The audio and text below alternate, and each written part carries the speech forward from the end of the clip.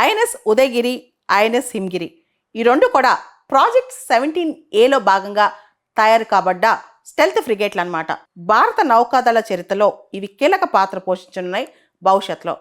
రక్షణ శాఖ మంత్రి రాజ్నాథ్ సింగ్ గారు విశాఖపట్నంలోని నేవల్ డాక్యార్డ్లో ఐఎన్ఎస్ ఉదయగిరి మరియు ఐఎన్ఎస్ హిమగిరి ఈ రెండు అత్యాధునిక యుద్ధ నౌకలను దేశానికి అంకితం చేశారు ఆగస్టు 26వ తారీఖున. ఇవి రెండు కూడా ప్రాజెక్ట్ 17A నీలగిరి క్లాస్ కింద నిర్మించబడ్డాయి.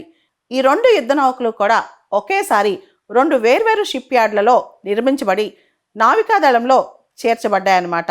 ఇది భారతదేశ నౌకా నిర్మాణ రంగం సాధించిన గొప్ప పురోగతిని మనం చెప్పొచ్చు అనమాట. ప్రాజెక్ట్ 17A నీలగిరి క్లాస్ కింద మొత్తం 7 గైడెడ్ మిసైల్ స్టెల్త్ ఫ్రిగేట్లను నిర్మిస్తున్నారు. ఐఎన్ఎస్ ఉదయగిరి ముంబైలోని Mazagon dock ship builders limited నిర్మించిందనమాట. అదేవిధంగా ఐఎన్ఎస్ హిమగిరిని కోల్కతాలోని garden reach ship builders and engineers వాళ్ళు నిర్మించారు.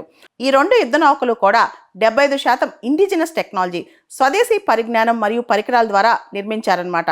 ఇది ఆత్మ నిర్భర్ భారత్ లక్ష్యాలు మరియు డిఫెన్స్లో మేక్ ఇన్ ఇండియాకు ఒక నిదర్శనం. సుమారు 200కు పైగా ఎంఎస్ఎంఈస్ కూడా ఈ ప్రాజెక్ట్లో పాలు పంచుకున్నాయి.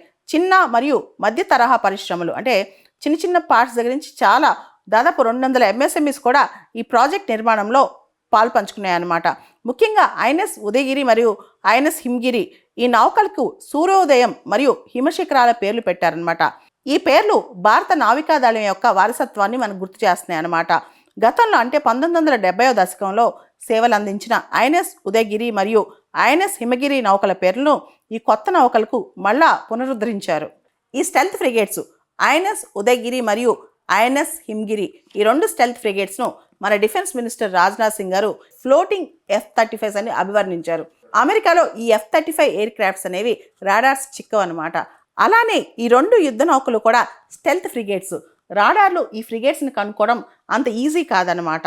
సో శత్రువులు ఈ ఫ్రిగేట్స్ను గుర్తించడం చాలా కష్టం అవుతుంది. ఈ రెండు యుద్ధ నౌకల్లో ప్రతి నౌక కూడా సుమారు 6700 టన్నుల బరువు ఉంటుంది. పొడవు 149 మీటర్లు అనమాట.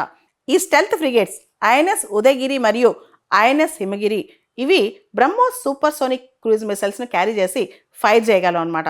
దాంతోపాటు long range surface to air మిసైల్స్ని క్యారీ చేయగలవు. బరక్ 8 మిసైల్ సిస్టమ్ని క్యారీ చేయగలవు.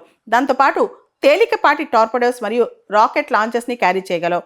ఇలా పెద్ద పెద్ద మిసైల్స్ను ఈ స్టెల్త్ ఫ్రిగేట్స్ క్యారీ చేయగలవు అనమాట. ఈ యుద్ధ నౌకల చేరికతో భారత నౌకాదళం యొక్క పోరాట సామర్థ్యం కావచ్చు, దాని యొక్క స్ట్రెంగ్త్ కావచ్చు పెరిగిపోద్ది అనమాట. దాంతోపాటు ఇండో పసిఫిక్ ఇండియన్ ఓషన్లో మ్యారిటైమ్ సెక్యూరిటీ, సముద్ర భద్రత కూడా చాలా అవసరం. కాబట్టి ఈ రెండు ఏవైతే ఉన్నాయో ఇవి మనకి కొత్త స్ట్రెంగ్త్ని ఇస్తాయి.